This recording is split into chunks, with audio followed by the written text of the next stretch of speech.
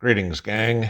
Okay, here is mid-morning from a extremely cold and windy East Tennessee. I apologize for the video that went up a few minutes ago and there was no sound. It's been one of those mornings around here and I was recording the video and all of a sudden I heard a bellow from upstairs. It was Mrs. P.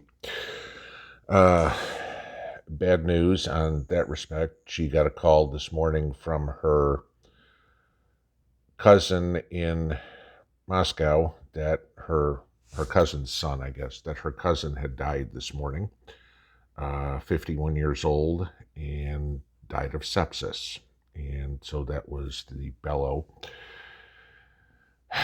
Not a good way to start a day. So we were scrambling all sorts of stuff, trying to figure out what we can do, because obviously there's no way we can go with everything that's going on. Like I told Mrs. P, I go over there, and the next thing I know is I'm drafted and put on the front lines. And, Mrs. P is like, well, I can go. And I'm like, then the scary part is, can you get back out? And I don't want to have that situation either. Now, I will give you this, and I'm going to kind of say this a little bit cryptically, but you'll understand it. As you all know, it's next to impossible to do any sort of business whatsoever from the United States with Russia.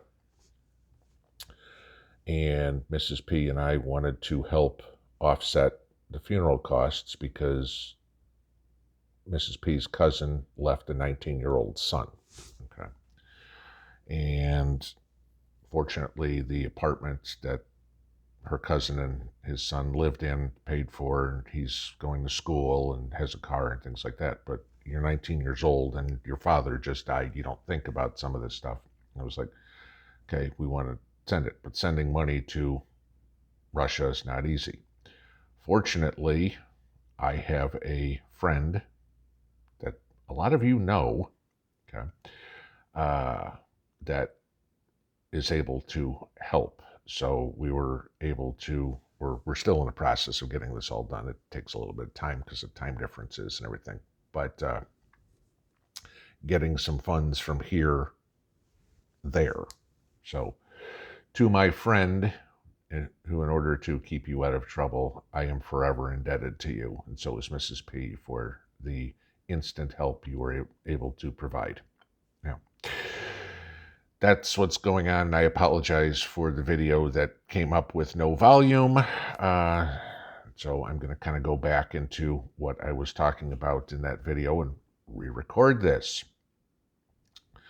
What I wanted to talk about was the big lie that we hear, and I want to give you some facts that you can tell any of your uber liberal neighbors, your 20-something-year-old kid or grandkid who's going, Grandma, Grandpa, Mom, Dad, you need to buy an electric vehicle. You're destroying the country. You're destroying the climate by your gas-powered car.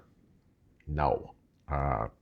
Just like the climate change farce, this is all a money grab. And I remind everybody, go back to Solyndra during the Great Kenyan experiment. Same deal here. Volkswagen came out this morning, okay, and I'm not going to go into the Alyssa Milano idiotic comment about Volkswagen, but Volkswagen came out this morning and said their EV battery plants are unviable in the EU due to soaring energy costs. Soaring energy costs? I thought everything was, the kumbaya of solar and wind and all this sort of, that's where you're getting your energy from, right? Go green. Oh, forgot. You need fossil fuels to build your EV debacles. I want to give you just a little bit of things. So the next time your uber woke associates tell you to, you're destroying the environment, I want to give you a few facts to throw at them. Okay? You know how I like facts. Let's start with this one. to make one tire for a Tesla. You need 4 of those, okay? It takes 8 gallons of crude oil to make one tire. So 32 gallons of oil to make the tires for the car. Oh, and just to give you an idea, the tires on a Tesla wear out 35% faster because of the weight and the torque that the Tesla makes. I'm just going to use Tesla as an example, okay? But you can relate this to any EV, okay?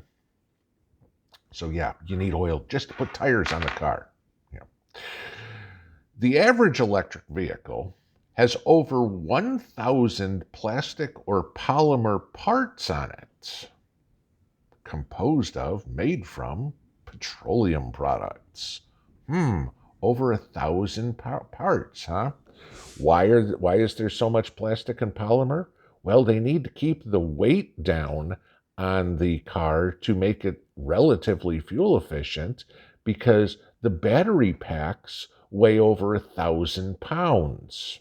Kind of like what a motor weighs, all right? To give you this as a fact, the average electric vehicle has 775 pounds of plastic in it, okay? Just saying. So yeah, you need oil for all those parts on your brand new Tesla, okay? And I give you this part too. Let's see how they figure this one out.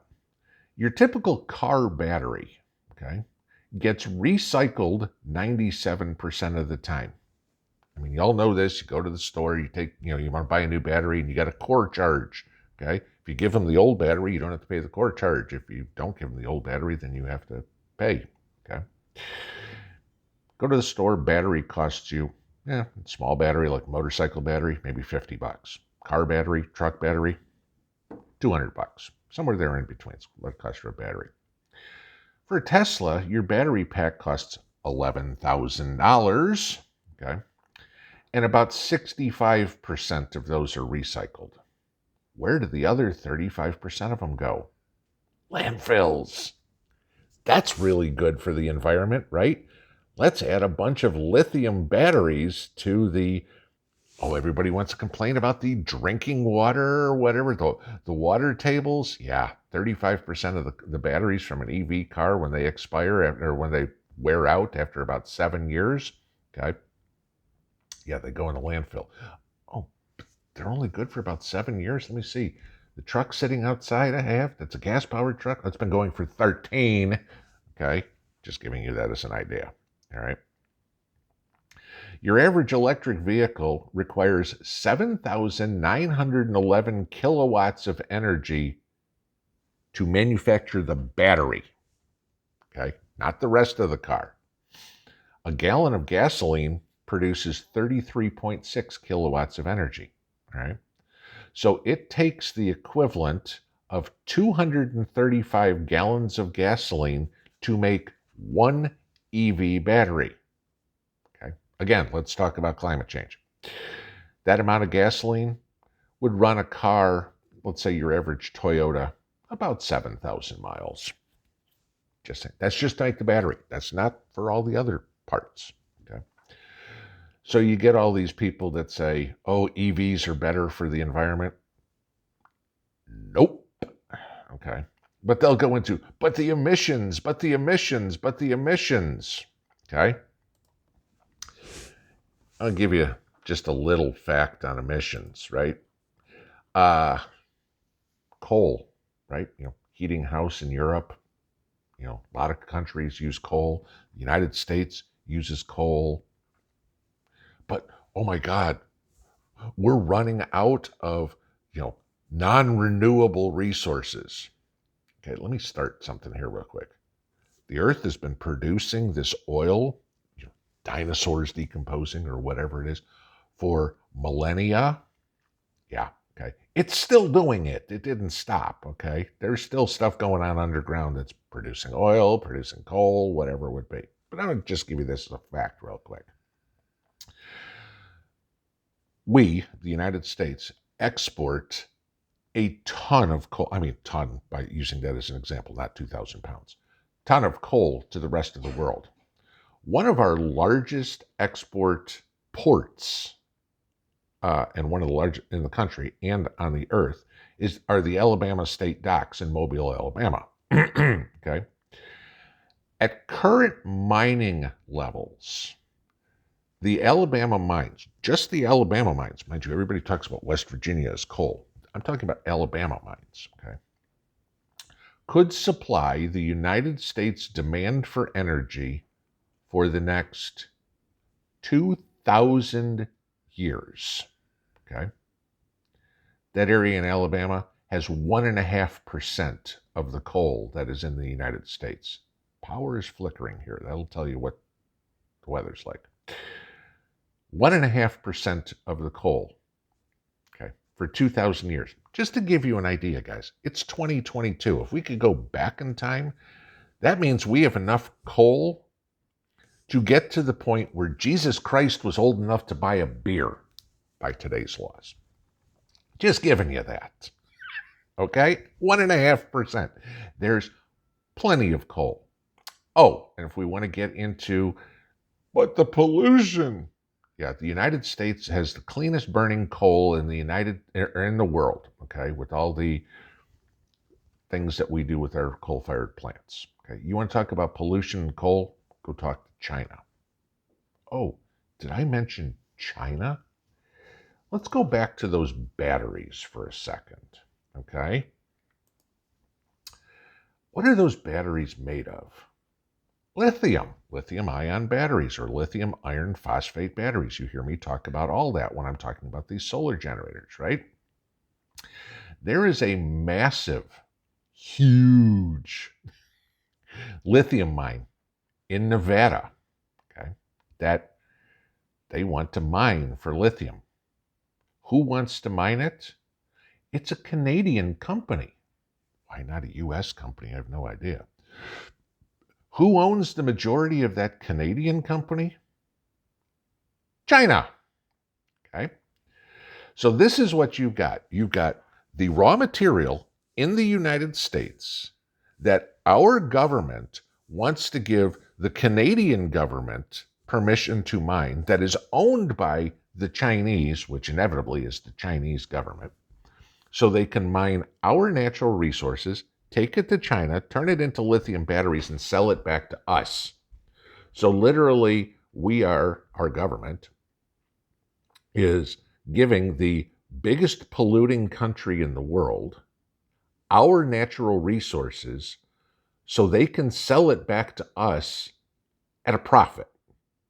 Does anybody else see the stupidity in this? Okay. Oh, but Teslas are made in the United States. 55% of the entire car is made in the United States. The other 45% comes from Europe and comes from China. If Volkswagen is saying it isn't feasible for them to produce the parts in Europe anymore, guess where your Tesla's coming from, guys? It's coming from China. You are impoverishing the United States to enrich the Chinese, so what can they do? Eventually take over. They're not doing it militarily, they're doing it economically. They are using our resources, Europe's resources, to enrich themselves so they can take over Europe, take over North America, whatever it would be. Think I'm out in left field? Ask the people in North Africa about what the Chinese have done. Oh, you need something built? Sure, we'll do it. Here's a loan for you to do it. Now you can pay us back.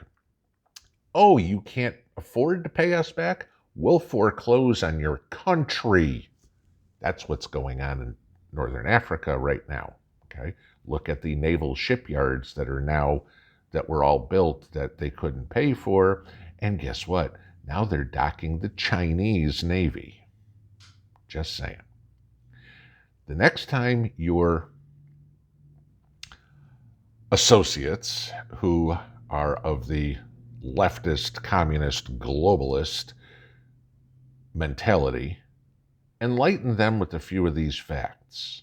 That climate change that they are so trying to prevent, buying an electric vehicle is actually more damaging by the time you get from all the shipping, the transportation, everything like that apart.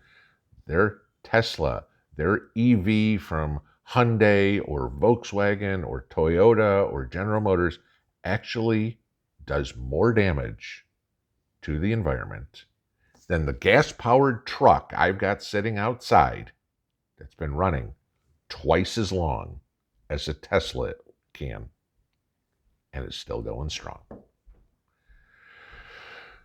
If you don't see me for a while, guys, I'm going to be a little haphazard here for the next little bit of time, depending on what's going on. Mrs. P and I are trying to figure out what's going on. So please keep us and her family in your prayers. Pinball out.